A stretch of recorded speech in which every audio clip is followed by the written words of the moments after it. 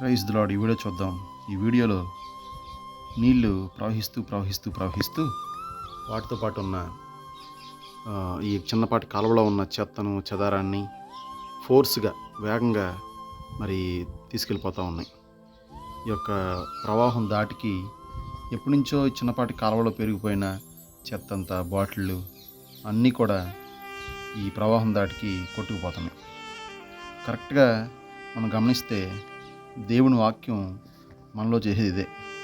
వాక్యం మనలో ఎంటర్ అయినాక మనలో ఉన్న చెత్తను, మనలో ఉన్న పనికిరాని వాటిని, మనలో ఉన్న దేవుడికి ఇష్టమైన వాటిని వాక్యం ఏం చేస్తుందంటే మనలోంచి పోగొడతాకి ప్రయత్నం చేస్తుంది.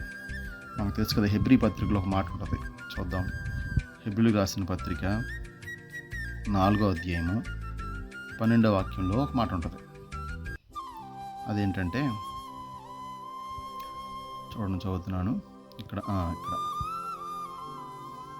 ఎందుకనగా దేవుని వాక్యము సజీవమై, ఇక్కడ చూడండి, దేవుని వాక్యం ఎలాంటిదంటే సజీవమైనది, బలము గలదే. చూసారా, బలము. దేవుని వాక్యానికి బలం ఉంది. ఆ బలము మనలో ఉన్న ఏ పాపైనా మనం మానుకుంటాకి, వదులుకుంటాకి సహాయం చేస్తుంది. అదేవిధంగా 2 అంచులు గల ఇటువంటి ఖడ్గము కంటిన వాడిగా ఉండి, కొద్ది పెద్ద చేస్తాను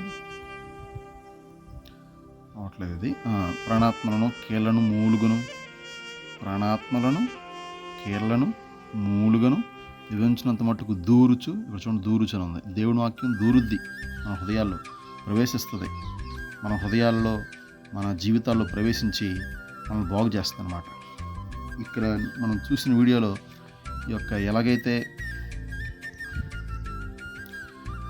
ఎలాగైతే ఈ వాటరు లోపలికంటూ బలంగా వచ్చి ఆ చెత్తను మొత్తాన్ని పంపు చేస్తుందో, దేవుని వాక్యం కూడా మనలో చేసేది ఇదే.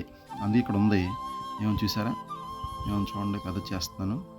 ఎందుకనగా దేవుని వాక్యం సజీవమైనదై, అదే చెప్పాం కదా, ఇది బలము గలది.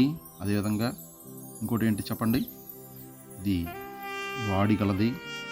అదేవిధంగా ఈ వాక్యము మన జీవితాలను చెత్త చెదారం లేకుండా చేస్తుంది. ఇక్కడ చూడండి, అంత అద్భుతమైన మాట ఉందో, దూరుతూ అని ఉంది. ఎక్కడ దూరుద్ది? మన హృదయంలోకి దూరుద్ది, మన ఆలోచనలోకి దూరుతుంది, మనల్ని బాగు చేస్తుంది, మనల్ని క్లీన్గా చేస్తుంది, మనల్ని పరిశుద్ధంగా చేస్తుంది. అందుకే మనం వాక్యం చదవడం వచ్చిన అందరూ కూడా వాక్యం చదవాలి. మరొక మాట చూద్దాం. అపోస్తలుల కార్యములు 4వ అధ్యాయం 12వ వాక్యం.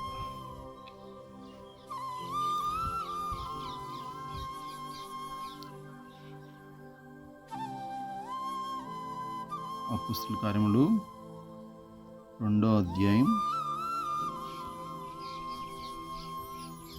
37వ వాక్యం చూద్దాం. చూడండి, ఏముంది, వారు ఈ మాట విని ఏం చేశారంట, వాళ్ళు ఈ మాట విని హృదయంలో నొచ్చుకున్నారంట. చూడండి, నొచ్చుకున్నారంట. దేవుని మాట విన్నాక నొచ్చుకున్నారంట.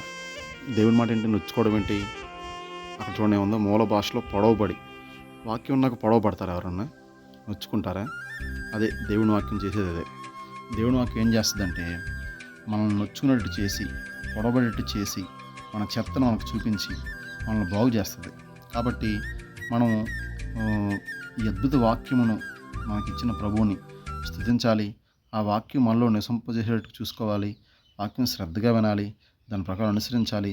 మనలోని చెత్తను తొలగించు ప్రభువా అని మనం అడగాలి.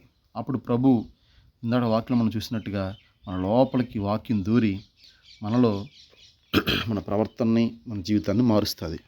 కాబట్టి అందరూ వాక్యం చదువుదాం, వాక్యం శ్రద్ధగా విందాం, వినదాని ప్రకారం జీవిద్దాం. God bless you.